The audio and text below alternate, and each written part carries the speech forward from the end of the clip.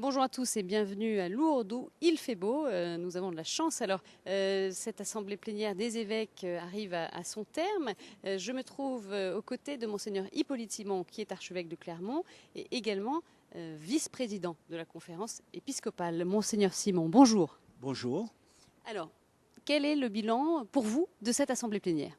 Alors tout d'abord, je crois qu'il faut bien comprendre ce que c'est que notre assemblée plénière. C'est une instance de communion. Alors il y a un bilan invisible, difficile à résumer, parce que nous venons à l'autre pour trois choses. Nous venons pour prier ensemble, et ça c'est très important, parce que nous avons 4 temps de prière communes, donc la liturgie des heures et l'Eucharistie. Alors l'Église étant une réalité sacramentelle, elle est fondée sur l'Eucharistie, sur les sacrements, et ce qui est visible ne dit pas tout des sacrements. Donc il y a cet enracinement dans la prière, partagé en assemblée.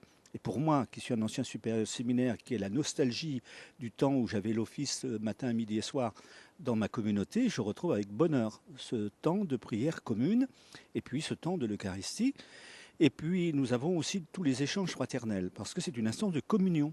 Alors il y a tout ce qui se dit dans les couloirs, et puis nous nous connaissons, nous apprenons à connaître les nouveaux qui nous rejoignent, nous retrouvons les émérites que nous avons bien connus, et c'est toujours une joie profonde, fraternelle. Nous sommes des frères. Alors après, il y a les débats.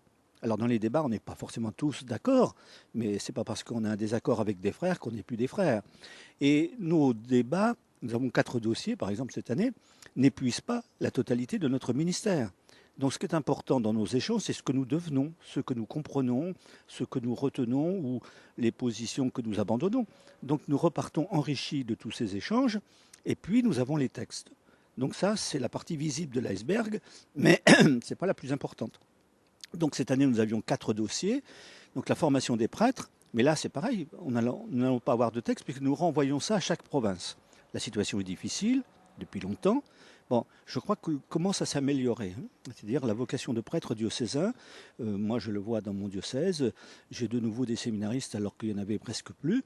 Eh bien ça c'est très important, mais c'est en province que nous le faisons.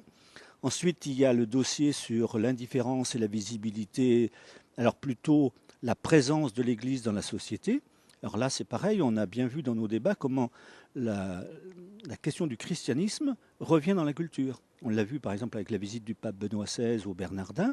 Les hommes de culture, les intellectuels s'intéressent à la pertinence de l'expérience chrétienne. Ça veut dire quoi, être chrétien aujourd'hui? Et puis nous avons le dossier sur l'utilisation de nos bâtiments.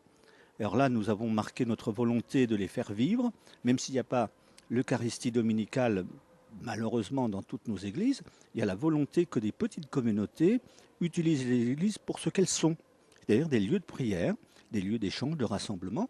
Et puis, nous avons le 4e dossier sur la bioéthique. Alors là, nous avons beaucoup travaillé, nous avons un bon dossier, mais le dossier n'est pas fini. Il reviendra au mois d'avril. Nous avions eu la session de la commission doctrinale déjà à Rennes au mois de février. Donc là, il s'agit de bien comprendre ce qui se passe, parce que ce sont des questions un peu techniques, et puis de voir comment, à travers tout ça, nous pouvons sauvegarder ou mettre en valeur la dignité de la personne humaine, le respect dû à toute personne humaine, surtout les plus faibles. Donc voilà, toutes ces grandes questions. Donc ce dossier va continuer d'être travaillé, instruit, grâce au président de notre groupe de travail, Monseigneur Dornelas. Donc voilà, nous repartons avec ces 4 dossiers. Puis nous avons eu un échange ce matin sur le dialogue interreligieux. Monseigneur Sentier est revenu de Rome où il a participé à la rencontre qui a eu lieu récemment, le dialogue catholico-musulman. Donc nous avons eu un bel échange là-dessus. Donc vous voyez, nous repartons avec ce que nous emportons de façon visible, mais surtout, le plus important, c'est le bilan invisible.